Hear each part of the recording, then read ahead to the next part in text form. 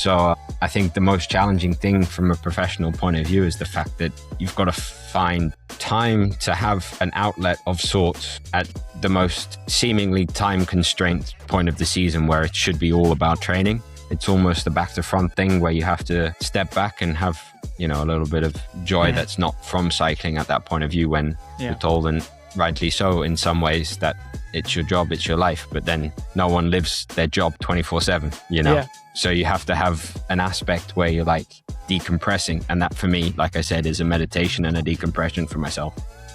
Mm-hmm. I think it was Matthew McConaughey that wrote in his book Green Lights that he writes to forget, but I don't necessarily forget it, but it's like it helps me get it all straight in order. So then I leave all the frayed parts at the edge and make them clean, so it takes up less storage space in the head, So then it's all in order, it's all straightened out, and it's a clear picture for myself.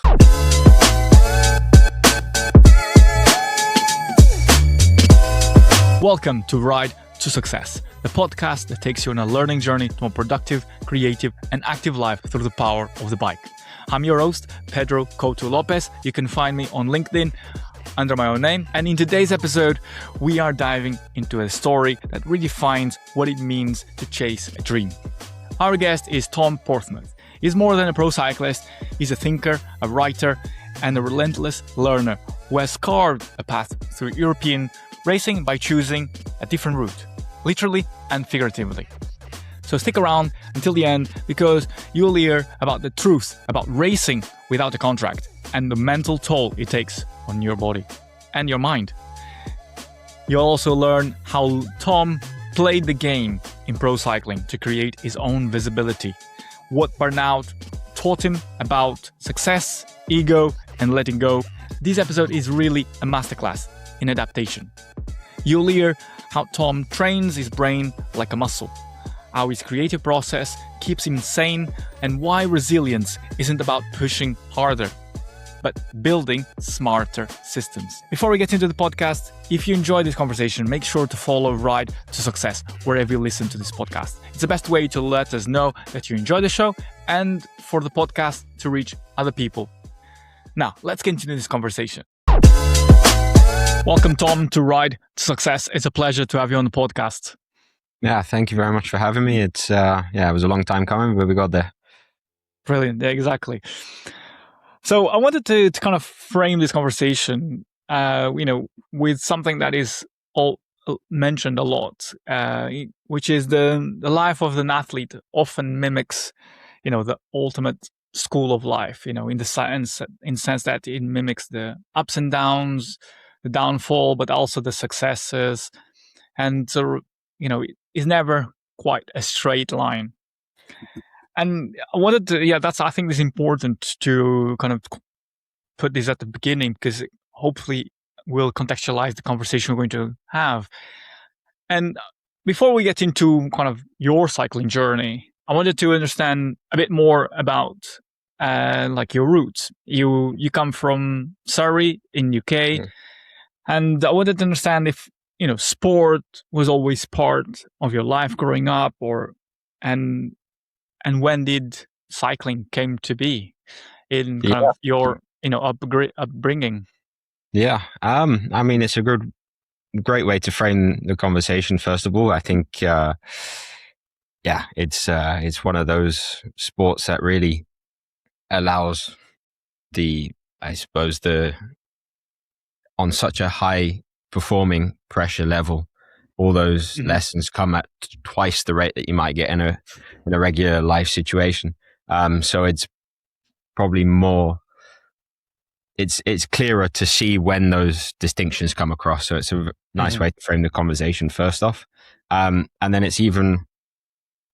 I can pull even more lessons in from the sports that I've done from a very young age, It's not that I'm just a cyclist. I know some guys started, 8 years old or something and going all the way through. I suppose I don't know if you've heard, but I was discussing with someone the other day in Norway, they have the traditional method on expanding across 3-4 sports and then kind of specializing as they get into the 16, 17-year-olds into a sport that they love doing, whether that's skiing, cycling, or whatever sport they love to do. So we as a family really did that. My parents and grandparents have all been involved in sport throughout that time. And yeah, I think starting out in that upbringing, first of all, with gymnastics, I learned how to move a body effectively, All right. which has saved me countless of times in the cycling world. But also just having an idea of where I am in space and really being able to hone that in from a really young age. And then that extended into swimming on the physiology side in building a body capable of dealing with the stress of sport, and Yeah. knowing a discipline to be able to get into, where was I going with that? Getting into a discipline where you can know what it takes to build a level of performance over time, without necessarily having the motivation every morning, every evening. Mm-hmm. And then on the more on the playing side is rugby on the Sunday. I did the swimming in the morning and the rugby in the afternoon, so it built discipline all through that time. And then how to Wow. communicate with people on the Sunday. So it was cool. Yeah, that the team sport, and swimming is more of an individual sport. Interesting. So, like coming from what it sounds like a very sporty family, like kind of that they gave you a great foundation into being active, pursuing like kind of I guess the endorphins of what sport gives you, but also the resilience and also the discipline that comes with practicing sports, whether it is waking up early to go to practice, whether it is focusing on perfecting those skills. Yeah. So how did cycling came about? I think my granddad always did it, and then my dad was getting involved in it as well, just as a leisure activity. And then like probably every Briton my age, it was watching ITV4 in the afternoon after school, and then watching the Tour de France and watching Cavendish win countless stages on such an impressive level. Really hooked me. And then, British cycling did a massive push across the board. Not only British cycling, but GB put inspire a generation. And quite frankly, they have done. If you want to really pull on the marketing stuff, then that's where you go and look, countless people who are now at the top of sport for GB have come probably from that origin, for sure. And Cavendish I wanted to. Sorry, go for it. Yeah, Cavendish just caught my dream and my attention, and then kind of spiraled from there really. And I was watching him and Sagan throughout the time, and it's really cool. The epic duels. I wanted to kind of, you didn't follow that from, and correct me if I'm wrong, you didn't follow the British Cycling Academy route. You went a different way, and so you which meant that you have lived abroad for for a long time. You currently are living in France, but you were living before in Belgium, and I wanted to understand kind of taking that step, taking that kind of next, taking your ambition to the next level in terms of moving out of the UK, at an early age. Was that like a necessary step where you're like, there is the only step I can take to grow as an athlete, to grow in my potential? Or was it a deliberate choice of, I want to move out, seek a new setting so I can learn new things that I won't be able to do it in UK? I always felt the first moment I got a taste of European racing was about 10 years ago this week, actually, was right. You had the Regional School of Racing group from the Southeast, which was my region, and they put forward a number of names to David Williams, who was going to take out 3 guys for a weekend in Belgium. And luck had it that I was one of them, and I just caught the spirit from the first race weekend, and I felt a really strong connection with being European. Ironically, again, the weekend that then went out in July, Brexit then was voted in. So yeah, great timing. So I always felt like a desire and a connection to be European, and I had a lot of strong friends pretty quickly from Belgium and from the races that I have kind of participated in those times, and they've been incredible to me ever since, to be honest. I never actually lived full time in Europe until last year when I was with Wagner Bazin. I was fortunate enough that they helped me get a visa and move over to France. And yeah, that was such a really, really good decision and a really good opportunity to maximize my level. And I think with my performance, then that it really stepped up 2 rungs of the ladder, which was really cool to see. But yeah, I think British cycling at that point, I think it was Ian Cook who was putting the list together to go to Dave. They must have seen that I was, that type of rider in Belgium. And then once I've caught that bug, then that was my decision to keep traveling with my parents every weekend. And then they supported that. And I've not looked back. It was such a cool experience to go over there each week, discipline-wise again, as we say before, to do that around the school for several years. And then eventually to do it on my own every weekend to and from the races. So, yeah. How old were you when you started going every weekend to Belgium? Every weekend, we stepped it up progressively through the under 16s. And then sort of the junior was second year junior when I started riding for a Belgian junior team, which was Spider King Soenens at the time, still in touch with a number of managers from them. That was when I really started to commit to every weekend, each UCI race that was on, E3, no-crook course every week. The planning was very well set, a month in advance, and everything was well done to be around school and everything. So yeah, really committed to that junior year and had a great year.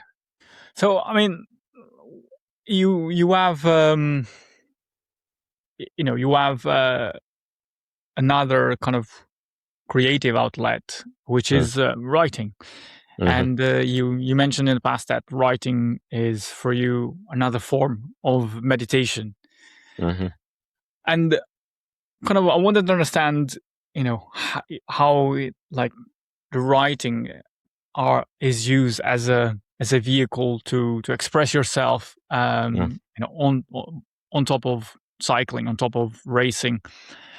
And you reflect deeply on growth, on the challenges that you have on your Substack.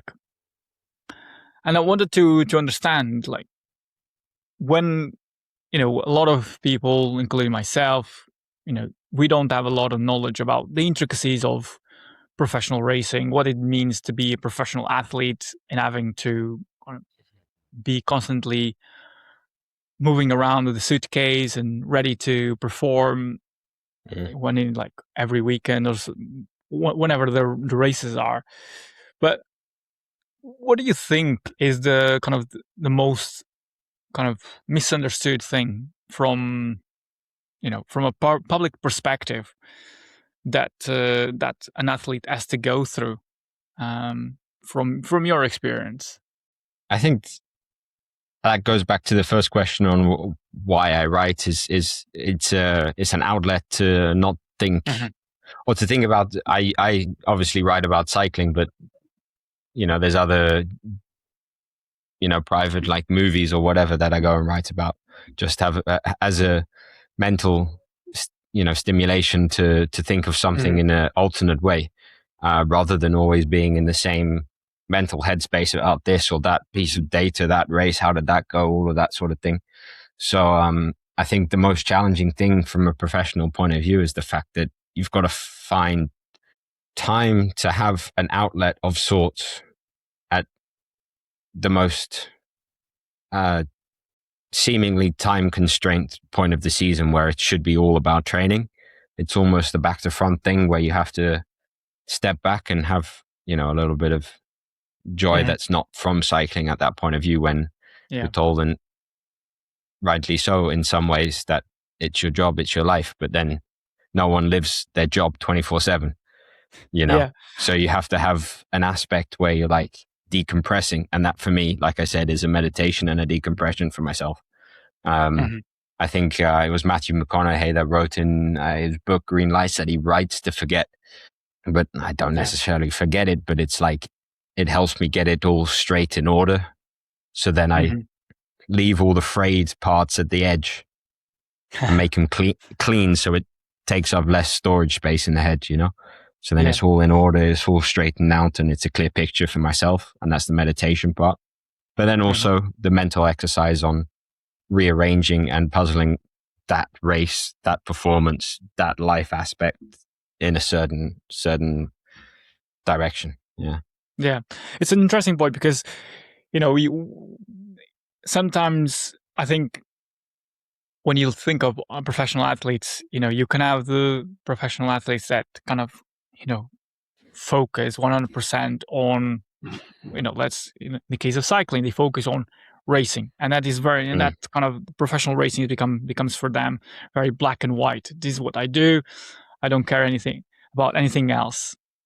But there is also another line of thought, which is, if you have different, compartments, when, if you think of a house, if you have a different outlet, whether it is family, whether it is another creative pursuit, that gives, as you said, another possibility to express yourself, another possibility to decompress.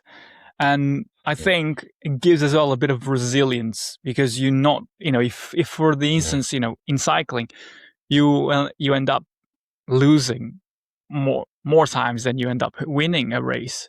So it gives as well that kind of next level of determination to know that there is more to than the fact of just being a professional athlete. You can obviously be 100% be focused on achieving your goals as an athlete, and you should. But also that, having different compartments, having different outlets also gives you a wide spectrum to focus on, and that gives you as well perspective, and I think resilience to kind of be more grounded and rounded as well as a person. Exactly. And that's when you get the most performance, because then you're relaxed and you feel like you haven't given, like if you're spending all time in zone 3, you're going to be cooked at the end of that session. Whereas if you kind of dip down a few little times into zone 2, have a little bit of recovery, then you get a better next set.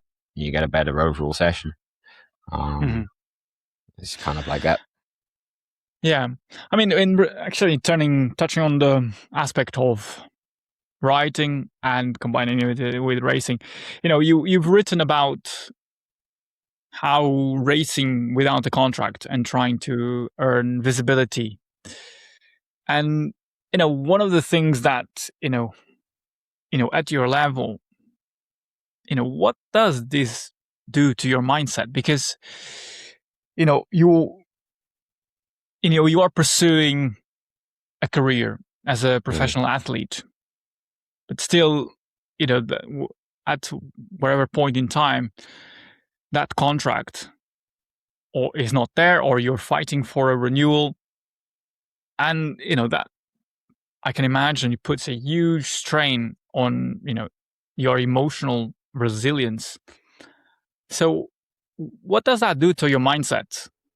Well, I think like you're referring to that article, I did one with Dan Benson. It was really segmenting the time out, because not only was I fighting for that contract during the race, then I was also putting the work after the race, but I couldn't do one without the other, and neither the other way around. So it was a massive catch-22, I couldn't go to a team without results, and I couldn't get,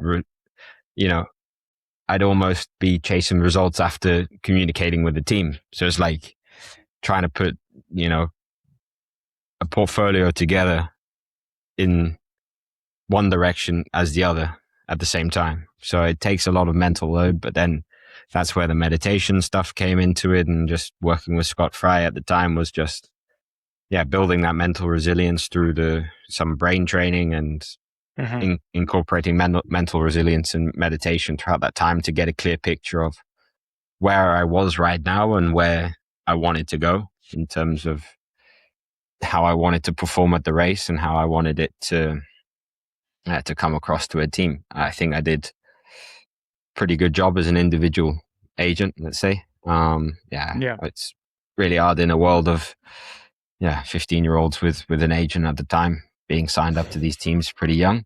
But I did the best with what I had, and I don't have any complaints now. I think I'm having a really good time in France. It was stressful and taxing, and I was quite burnt out by the end of the year. But throughout that time, I was really focused on the racing, and did the best I could in all situations. Yeah. I mean, which makes me reflect about, we talked about the, athlete life, being the kind of, highs, the really highs, and then the really lows. And I just kind of, wanted to kind of understand as well from your experience, so far in your career, what has been the like highest highs and the lowest lows? I mean, the highest highs are probably getting the win that would seal the pro contract in some way. But also just understanding the game of pro cycling. I think that really clicked about this time last year in April, when I started catching all the breaks that I wanted to do and getting myself on TV and completing the job at hand on a consistent level, how I wanted to do it. So each time I did that race, it was a little win for me, At the lowest lows, it was, when I lost all the weight, and then I was pretty freaking sick in September of 23, I think it was, and that was probably the lowest low. It took a long time to get back from that because the body's just tired and malnourished in some ways. So that's probably the lowest aspect. I think I think that's probably both bases. I mean, it shows that it shows that there is a huge like efforts from you to get to where you are now, get to achieve your goals, and that often puts mind over body. You in 20, as you described from the lowest of the lows, it sounds like you put kind of the body over the mind over the body. Like, I'm determined to be this way wherever, and through that process you neglected all of your other physical needs, and obviously then that all catches up with you. But it's an unfortunate reality that when we talk about professional cycling, we end up talking about weight, watts per kilo, and there is obviously that we are talking about professional racing, so that plays a part of racing, plays a part of professional cycling, not at all at a leisure and hobby level. I would say it's becoming less in the professional cycling as well. You hear a lot of stories on people developing, building context about where the power comes from. Obviously, you're not going to be carrying fat, because that's not the goal. Like, the weight is important, but there's context to it as well. If that weight is all in muscle and you're producing God knows amount of power, like, I think one friend there's a study from the guy that James Swart or something from Tudor on compound power and stuff like that, where it's actually pure watts is better than outright watt per kilo. So if you've got a higher amount of watts, but the watt per kilo is the same, it's actually better. And that was where the context was lost on me. I was a little bit disillusioned and all of that sort of thing. I was young, obviously, finding my way in a pro sport with all these images and stuff. But now you see Jonas Abrahamsson coming. There was talks of Pogacar being a couple of kilos heavier with muscle growth, and same with Ayuso and Vingegaard, so they are contextualizing the power development. So that's where I think the conversation of weight's going. It's still being lean, but not compromising muscle development. Interesting. I just wanted to put that context on there. Yeah, that's important. Thanks for clarifying me, and I didn't know that. one of the things as well that kind of caught my attention is the learning to play the game. And I wanted to kind of for you to kind of give us a bit more context and what does that mean, for an audience, where pro cycling is not just necessarily like we don't know the intricacies of it. And what does that mean, playing the game? Because are we talking about learning out, agents and kind of races play out, or are we talking about how to kind of define tactics for a race? Both. I think it covers all aspects. The game is whatever's in front of you, and with the cards that you've got, So I think it's a case of letting the ego on the side. Obviously, you want to perform, and you can still perform to the best that you've got in you at any one time. But there's a bit of humility that comes in on saying, where am I actually at? Like, there's a certain limit to what someone does at any one time as well, So you've got the best that you've got today. You use that 100%. I think that's the game. So in terms of context last year for us, that was a case of making us visible in a race that we otherwise wouldn't have been, despite wearing the brightest color jersey in that entire peloton. The goal was to be prominent and get on the podiums and find other ways to be at the front of the race.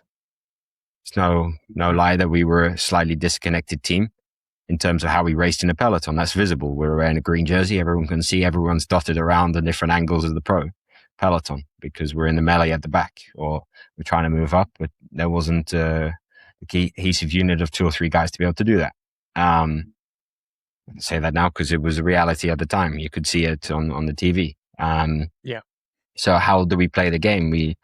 We surf the wheels. We get in front. We find our ways onto the podium and get our dues that way, And myself, Henri Francois Arquin, and Quentin Beza, even Victor Papon, all did that particularly well in getting on the podium several times on key races too.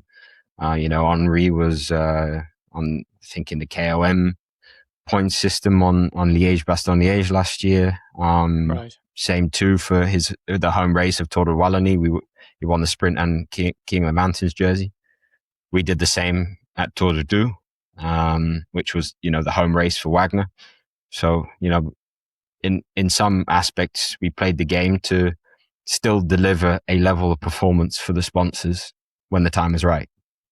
So there was an element of success there, even though it's not necessarily on the results sheet on first, second, third.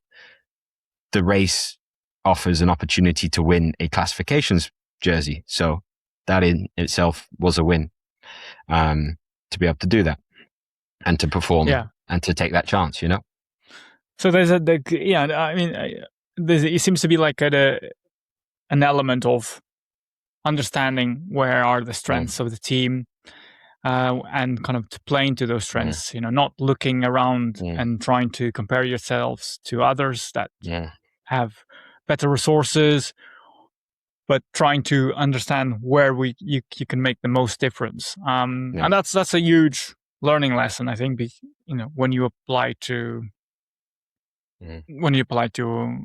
whether you're starting a business, being an entrepreneur, working in a company, because if you get to understand that mindset shift, whether or not, playing to your own rules and understanding where I can make the most difference here, or where I can have the best outcome. Where's the aspect that's an opening for you to be able to put yourself into that role?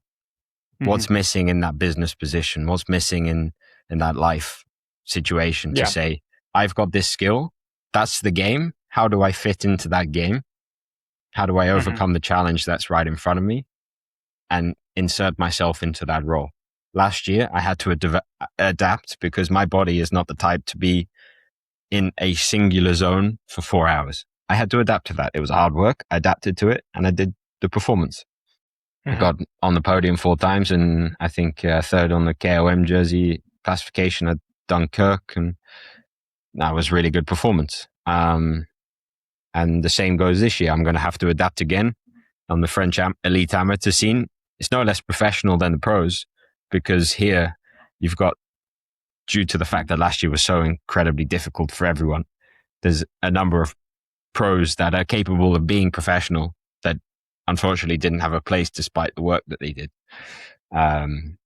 So there's an aspect that I need to adapt to this sort of racing, which is more punchy, up and down, less regular. And that's going to take time, but it's going to come, because I'm trying to figure out the game that this is, the French elite amateur. That's where I'm racing. Doesn't matter what I did before. It doesn't matter what's coming up, but that's what I'm dealing with. So what keeps you driving forward? What keeps you like motivated to keep racing? I love racing. That's What about the racing do you love? The rush of racing, the rush of catching a right acceleration and putting the tactics with the strength. It's not just strength. It's not just a predetermined role. If you're, against UAE, it's a TT racer who's going to fatigue less. Quite frankly, it's that case. So it's like, okay, how do we adapt to that? And, I did that in Sicily, got a top 10 there in the first sprint that I did with the pros. And then, it's, just racing. It's the ability to play the game that's in front of you in terms of figuring it out live in the moment at speed, where if you make a wrong decision by half a second, you're on the back foot.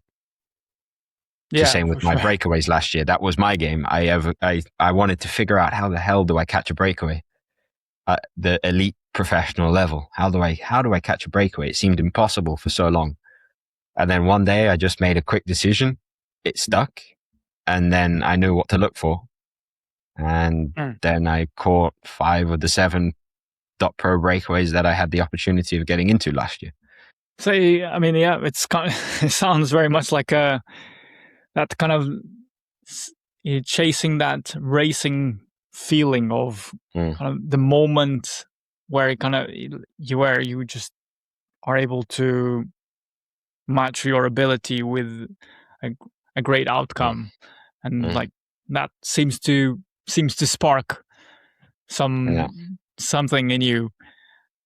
But I mean, I'm sure that that also comes with some drawbacks, because not every time you will be successful at whether it is chasing that break or relearning how to race within the elite amateur, and is it safe to say that can it become overwhelming from a sense of, as you are constantly learning and adapting and learning and adapting, it can become quite no, the overwhelming bit is when you're having to learn and adapt to an injury. That's the hard bit. When you're racing, it's fine. Like that's, sometimes it's disappointing, but that's racing, so you know it. But then you try and figure it out next time. The bit I found most difficult about the pros was that it was one chance. Unless it was a stage race, it was one chance, and then maybe 2 or 3 weeks off sometimes. And I came from a background of track racing where you got 4 chances in one evening to, do one race. Did something wrong, fix it in 10 minutes time when you go and do the elimination or the points race. So I love racing. I train all winter to race. So I want to race every week. Yeah.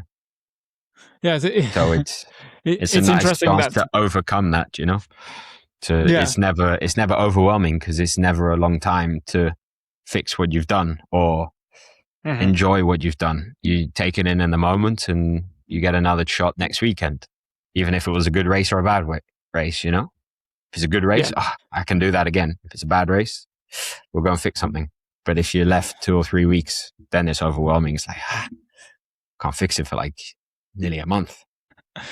I mean, right there's a lesson here is for us to take away, because it's like you are through your racing calendar, you are learning, failing, iterating, and then like going again, and taking those lessons from your failures and trying to readjust your tactics, trying to adjust to training, by the sounds of it, and trying to put yourself in the right opportunities to chase your goals.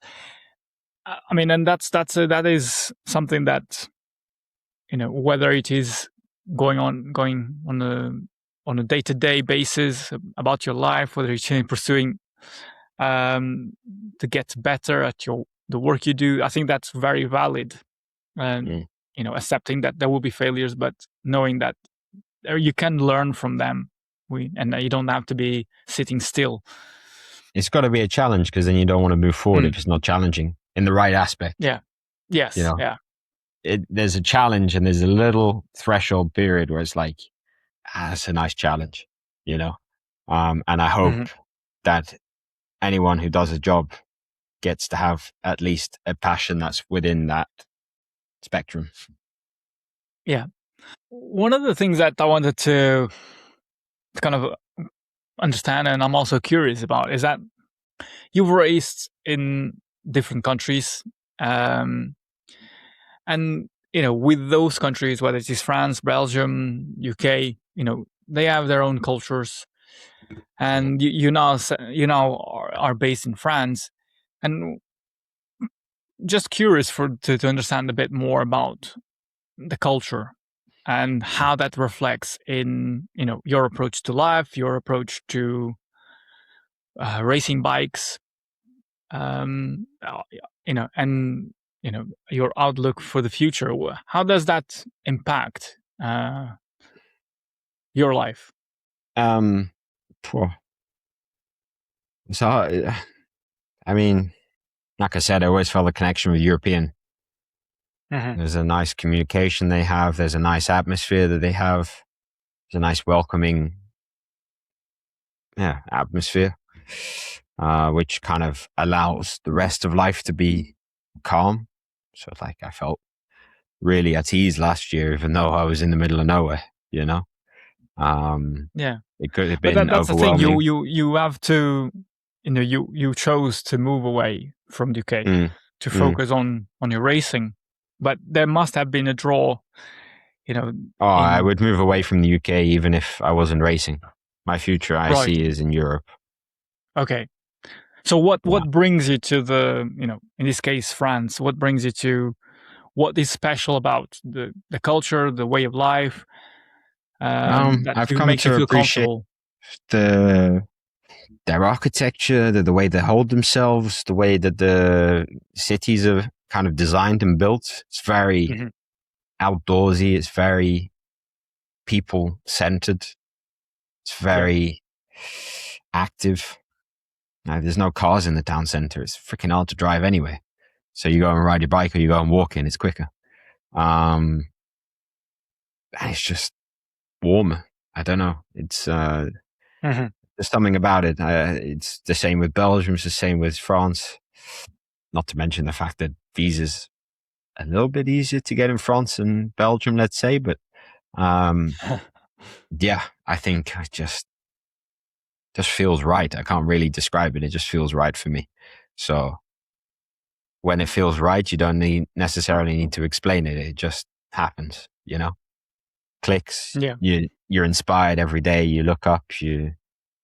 For me, I do my writing. For someone else, they do their creative outlet. It just happens. Yeah. And then, as I said, once you've got that space to be confident in yourself, that isn't a life in cycling, but a life without cycling. And then you interject cycling into that, or whatever sport you're doing, or whatever business you're doing, then you do better at the business as a result. Yeah, for sure. I think that's, you rightly put it, it's kind of, you finding that balance. So it's, whether, if there is a balance, but, knowing that whether you live in a place you feel comfortable, and that's all, because that will have kind of a consequences how you live your life, how you feel motivated to pursue your goals, and that kind of it comes down to a cultural as well environment that you choose to be in, if you have that possibility, obviously. Yeah. And I think one of the things that is interesting is, do you feel like cycling in France or in Belgium, or being a cyclist, carries more value than in the UK, in kind of in France and in Belgium? Well, Like, yeah, for sure. more respected? Yeah, there's people are interested. Yeah. Mhm. So you wear a professional looking jersey with all the sponsors on, people are interested, especially if you're in a Belgian team in a country like that. You know, people are interested. They're curious. They ask questions. I do think there's in basic cynicism in England in some ways. Maybe because of the weather. I don't know. There's just something about it. And I think, yeah, I just feel a sense of curiosity when I'm in France for myself. Mhm. So maybe that's me projecting onto them, but that's what I feel. So that's what I'll say. Yeah.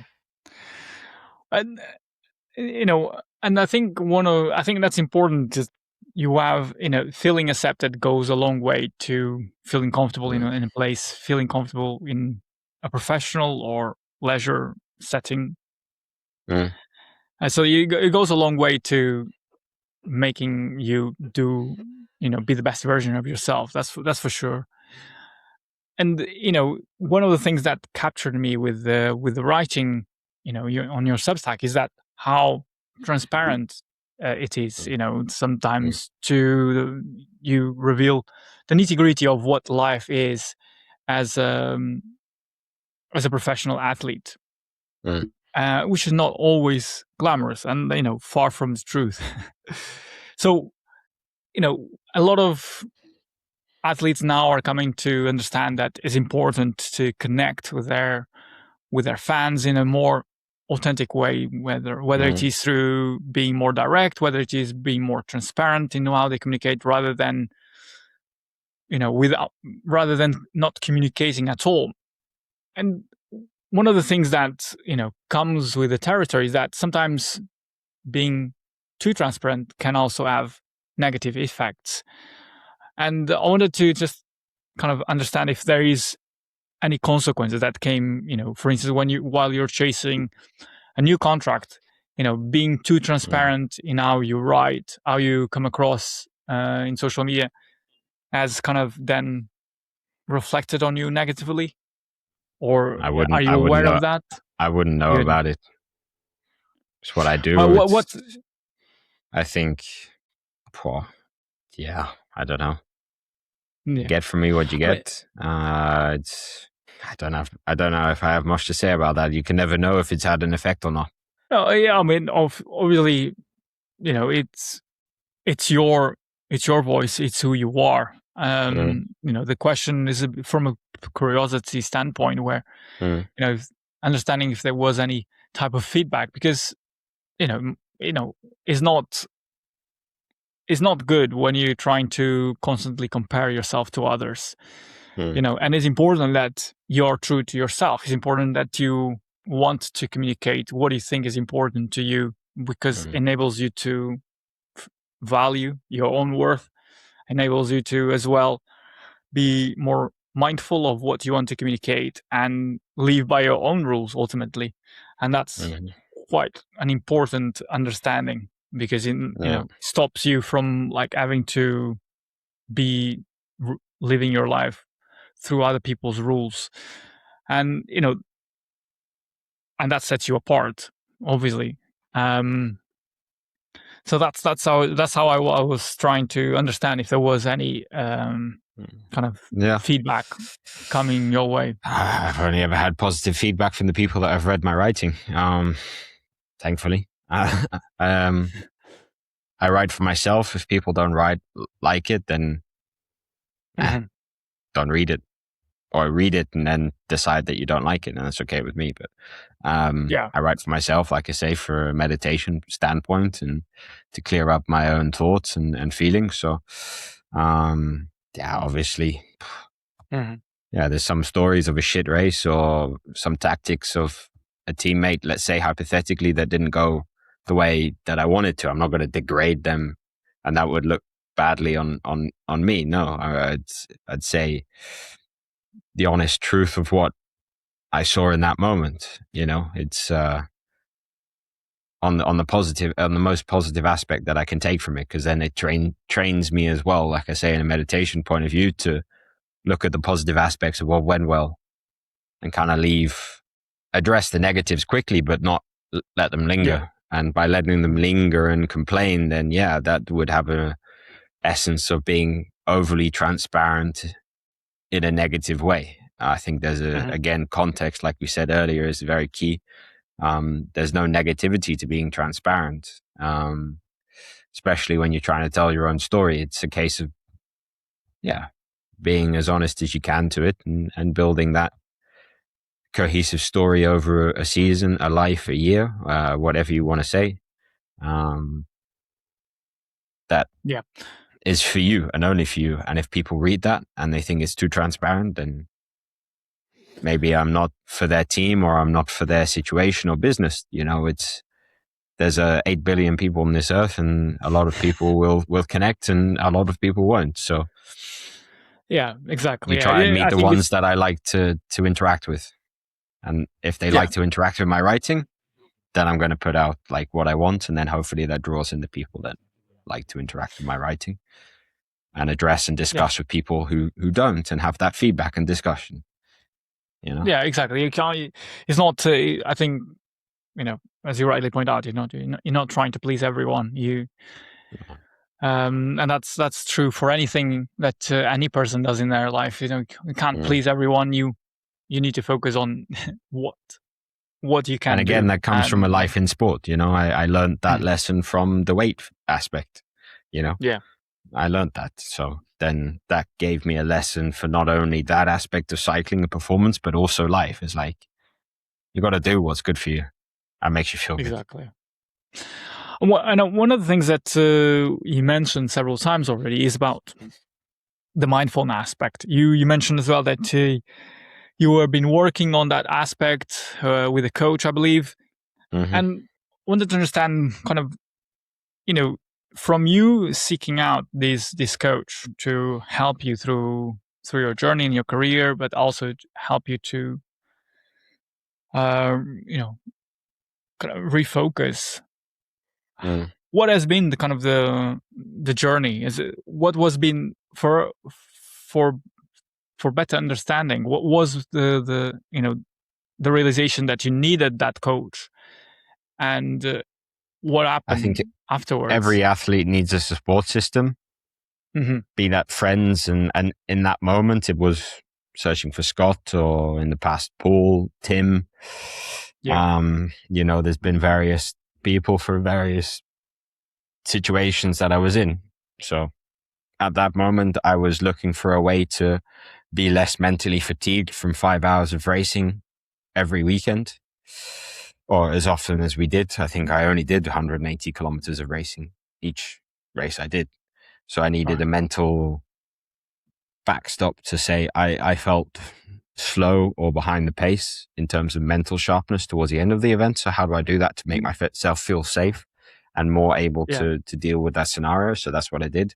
Came alongside that he's a psychologist and a neurologist. So then we established a relationship to be able to discuss through goals, ambitions, and build practices to be able to accommodate a whole life as well as the objective neurology performance. So that was what I was looking for at that time. It came from having read a book. I did some research. I found Scott. He was lucky. I was lucky enough that he got back to me and built a good relationship with it over the last 18 months. The same went with Paul. There was a certain situation I was looking for after COVID. I was looking for confidence. I was looking for an ability to be excited at life again and everything like that, because I didn't know where I stood. All of that, shit as a 18-year-old who didn't know where they stood in life at the best of times, let alone during a world that literally is shut down. So then I searched Paul again, had an honest, transparent chat. And I think that transparency on both accounts allowed me to find a really cool person that helped me through the situation that I was in at that time. and each one has left their mark in their own way to be able to have an exciting and satisfying period, you know. I mean, it's it sheds a light into the fact that nowadays, athletes in your case, they are seeking help from people that can help them psychologically, but also physically, because you have to work both aspects, your body and mind. Because the mind, the body can only take you so far. The mind also needs to be sharp and also needs to be trained. And it's an important aspect that we now see pro athletes working with psychologists, working with many other trainers that focus on whether it is mindset, whether it is like psychology, kind of to sharpen your focus, to help you with the endurance, help you with the fatigue elements, as you mentioned. And that kind of puts you like you're not only trying just to push through brute force, but pairing it with play the game. Pairing with like the mind as well, which is a huge power source in full itself. System.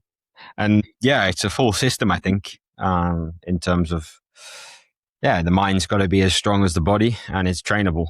I think it was Endure by Alex Hutchinson that got me back on the horse in that aspect, in terms of re-establishing my relationship with my brain and being able to deal with that load and resilience. I think it's like the body. If you don't train that muscle, you're going to become slim and not as strong as you once were. So I think if you can train the brain to be able to do that, in terms of meditation, in terms of brain training, then it's a two-part parcel. The amount of pros that I see just sitting on their phone watching Instagram is mind-boggling after a race. For one, the mental fatigue, but two, also just for that mental strength and resilience, as we say.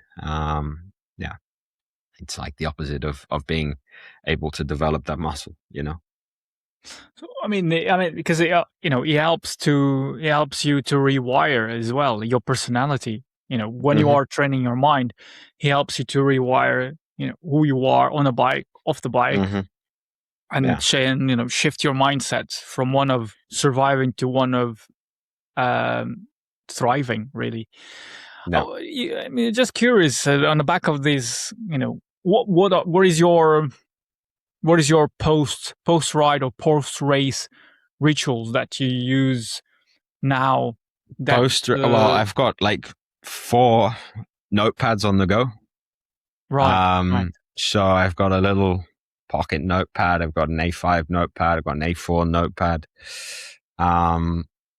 So it's like I have the A5 with me everywhere. I know the pocket one with me everywhere, just for like quick notes, quick ideas, something that isn't getting my phone out to then write the note on the phone.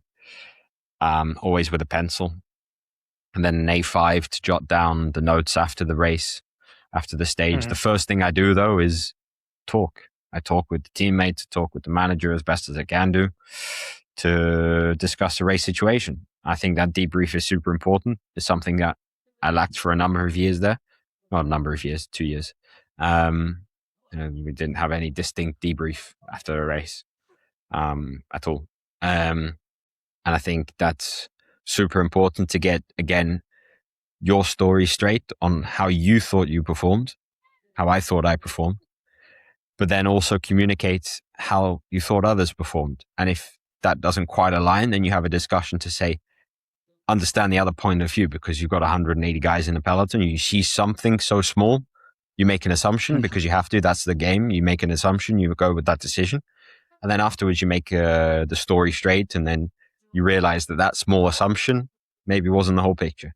And then they explain, actually, I did my best there, and then someone pushed me onto the grass for a second just after you rode past me, for example. And I was like, I didn't see you ride on the grass. I thought you were just deciding not to be at the front. that sort of thing. And then you can straighten it out, build a strong relationship between anyone. So that's the first thing. And then I reinforce the story for myself and how I performed through the A5 paper, because it's small, it's dynamic enough to fit in any bag. And I do that in bed before I go to sleep.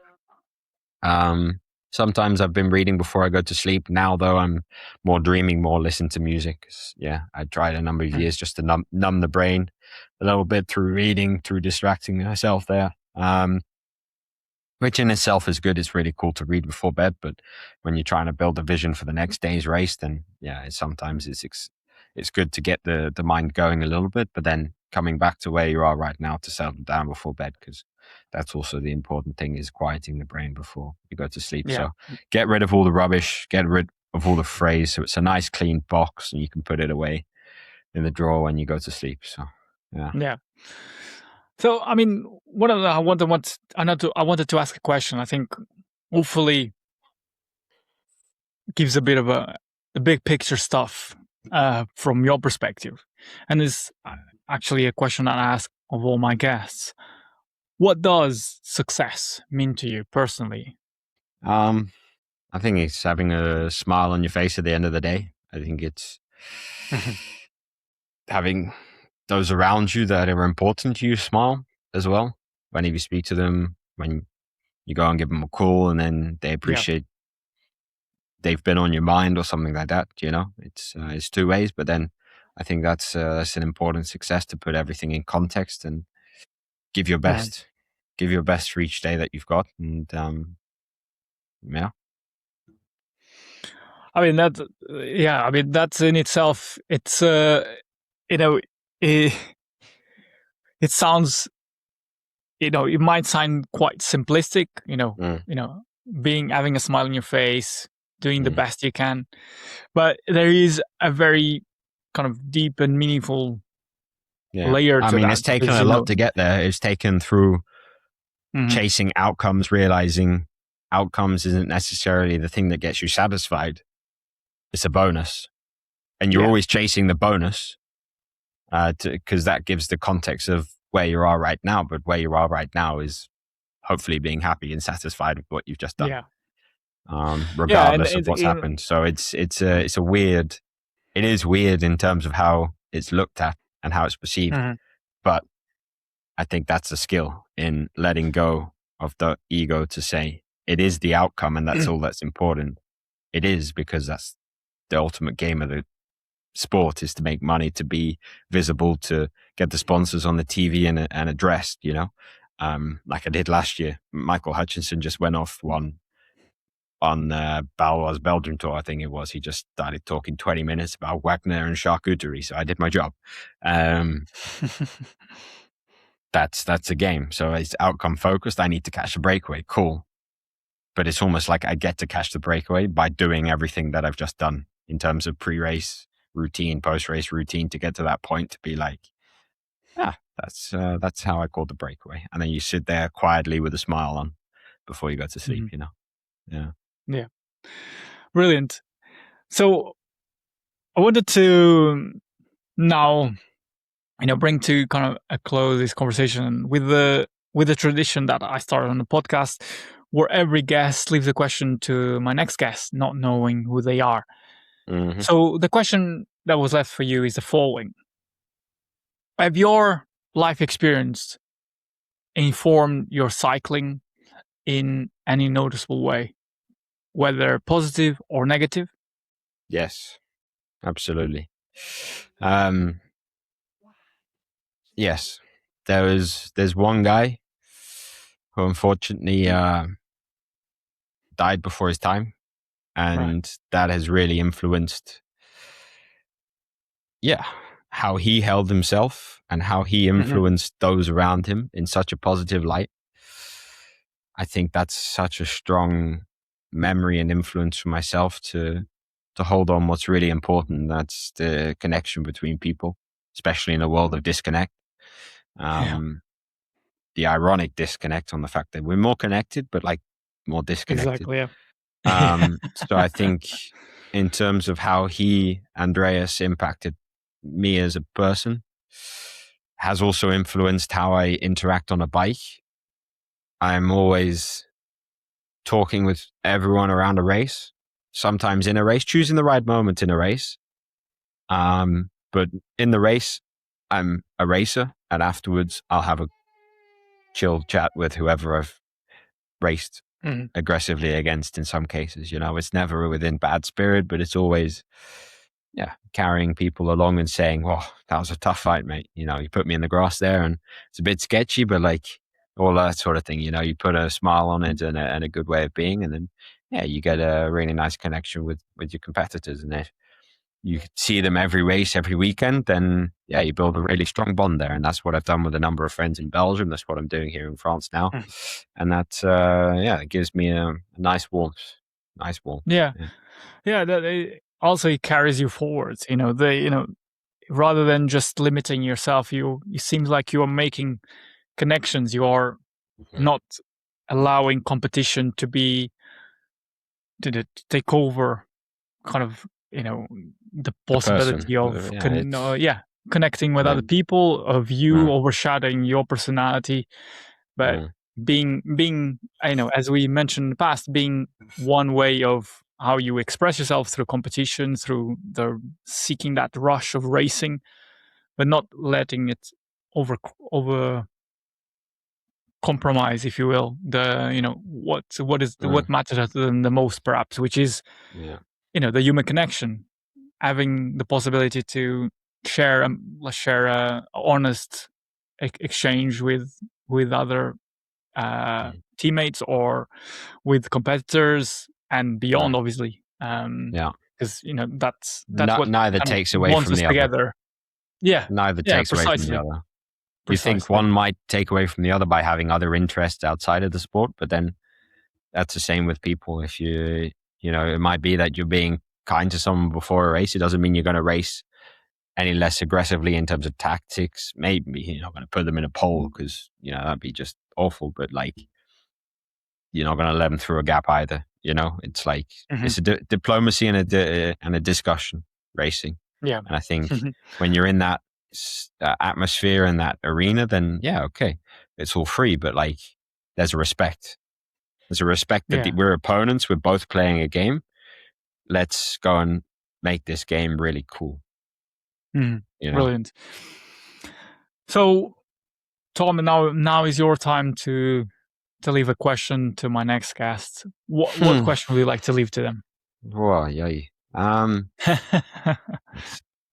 What techniques, what things, what tactics, however you want to describe it, keep your perspective sharp? Brilliant question. It's quite incisive into whether it is the tools, whether it is the mindset of the person. So I'm looking forward to learning of the answer from my next guest. Yeah. Tom, I think we touch a lot about the psychology but also the practical sides of racing and the ups and downs and kind of the physical but also mental turmoil that comes with it, but also enriches your life along the way because you're learning. So I want to thank you for your time and for the insights that you have shared with us, and for being candid as well with your perspectives and your answers. I appreciate it very much. It was an absolute pleasure, and I think personally was a much better podcast than I might have done a month ago. So it's taken a good amount of work since then, and a lot of what we talked about today I've implemented over the last couple of months. So it's really cool to share and discuss that with you, and I appreciate the time and the space to be able to do that. If you enjoyed this conversation, make sure to follow Ride to Success podcast. Wherever you listen, hit subscribe, leave a rating, because that small action helps this conversation reach more people who care about growth, leadership, and building something meaningful. Thank you for listening.